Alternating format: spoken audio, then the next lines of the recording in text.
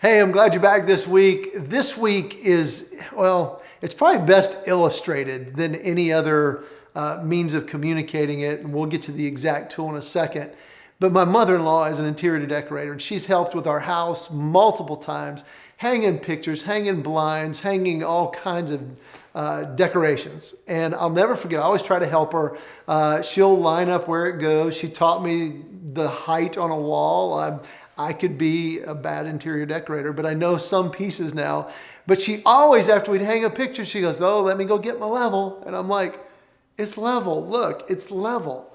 And then she'd take it out, put it on top of the picture, and sure enough, that little bubble would bloop. I'm like, it totally looks level. And she'd just go kind of tap one side a little bit until the bubble was in the middle. And I'm like, okay, yeah, that looks better.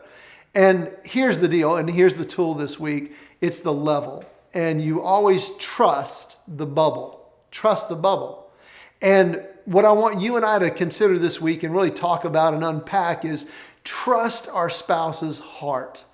Trust is the bedrock of any solid relationship, any meaningful, healthy, vibrant, growing relationship. And there's going to be those times, though, where we don't feel like they are really doing what is best in our family or our relationship's interest.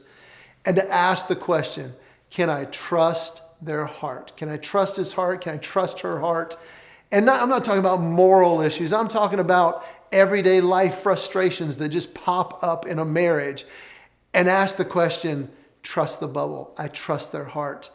Because we're not always going to understand where they're coming from. Best example I can give, I was flying out to San Francisco. The first time I ever flew to San Francisco, I love the window seat. I'm like a little kid. I just love to look out the window. And I had a lot of work to do, but it was a long flight. So I'm thinking, you know what? I was actually praying, God, if you can leave this middle seat empty, that'd be great. Leave the middle seat empty so I can get some work done. I no more had that thought. They came on the intercom, "Ladies and gentlemen, it's a full flight. Please make sure you're in your correct seat." And I'm like, dang. Okay, if like a little person could sit there, that would be great. And this is the best because I know God's got a sense of humor. The last person through the door was a door. This guy, minimum 6'4", minimum 300 pounds. He looked at the seat and he looked at me and he's like, oh. When he sat down, and I'm not exaggerating, the metal armrest bent out. And the nicest guy, he's like, "I'm so sorry." And I'm like, "You're big. What are you going to do?" And we even got to take off. And he said, "I've got an idea." And I'm like, "Okay." And he's like, "Why don't I lean forward? And then like every 10 minutes, we'll switch." So sure enough, for about 4 hours, we just went back and forth, leaning back and forth. But through all that was the reason why I love the window seat. I'm looking out the window going, wow. And there's this beautiful bay and these little sailboats all over the bay. And there's this beautiful landscape. And as I'm looking out my window, I'm like, this is amazing. This is why I love the window seat. But the problem is they came on, they said, "Ladies and gentlemen, we're starting our final descent into the San Francisco area." And I'm looking out my window and we're going down over the water, going down over the water. Everything in my body wanted to ring the flight attendant and go, "Hey, I was just noticing out my window here that there's a beautiful bay and the land."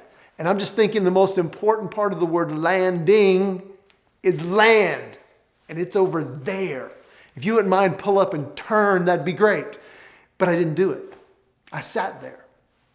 We continued down. I'm looking out my window. We get under 7, 6, 500 feet, 400 feet, 200 feet, 100 feet. I'm looking out my window and now I'm physically shaken because I can see people on sailboats waving to us as we're going down, just looking at this plane. And I'm like, we're dead. The only thought going through my mind is your seat cushion can be used as a flotation device. And I am praying like, help, just help. Everything in my body wanted to run up, beat on the door, tell the pilots, get up and turn because we're about to crash. We're under 100 feet. We're under 80, 70, 60. I'm like, we are dead. We are dead. And then out of nowhere, a runway appeared.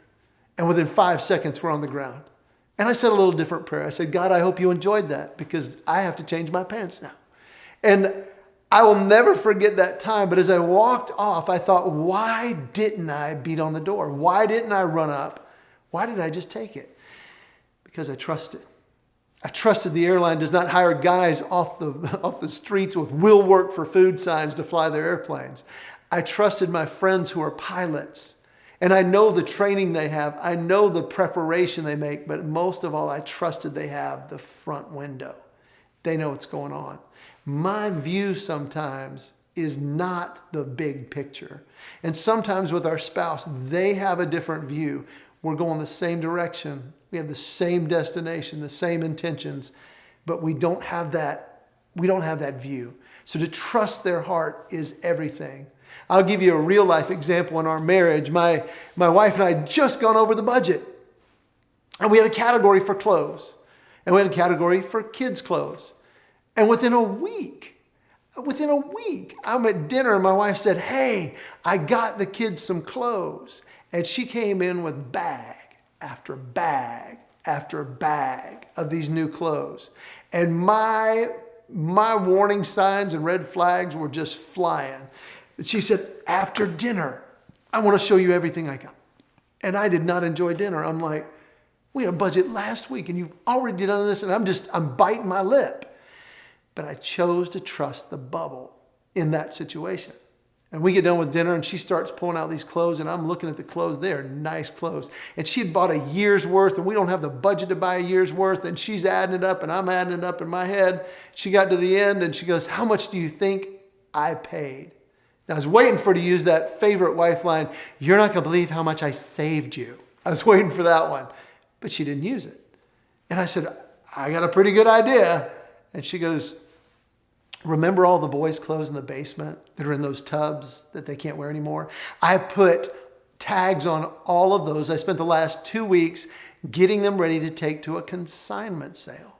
And at a consignment sale, if you take clothes, you get to be the first ones to shop where all the best stuff is." And she goes, "So I put them in and I got all these clothes, and guess how much the difference between what I made and what I spent was?" And I'm like, "I don't know."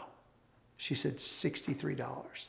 It wasn't even a month's worth of our budget for the kids' clothes, and she'd gotten a year's worth of clothes. And I went from frustrated to elated, and I remember going, "I love you."